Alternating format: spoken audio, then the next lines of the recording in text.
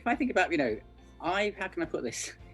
Coming as an immigrant child from India a long time ago in the last century, and really, in a sense, coming, I came with my parents. I was about 3. I spoke Hindi, and the perceived wisdom at that time was only speak to your child in one language. So my parents spoke to me in English, and I forgot all my Hindi. But immediately, my experience has been of being a fish out of water, trying to navigate, where do I go? How on earth do I make sense of life actually we live in Ealing, London? And then growing up, that has always been the case. I was the geeky kid. When you wanted to choose kids about who was going to be on which football team, I was the last one who nobody wanted.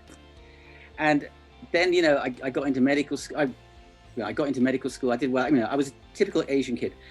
Did very well academically. Did very well at school. Got into medical school, and then completely became unstuck.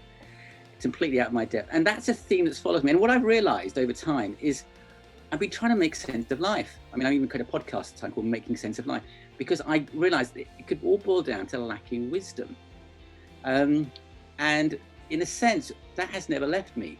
And that's been a theme. When you sort of think and reflect on your life, that's been a consistent theme.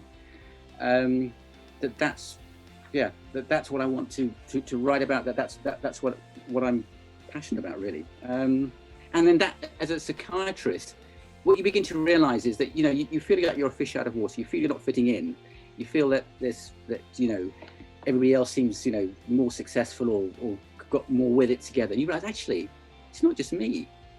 Everybody has this in some way or other. The analogy I give is, if you think about major surgery and minor surgery, there's major surgery like having a coronary artery bypass graft, or having your liver removed, a liver transplant.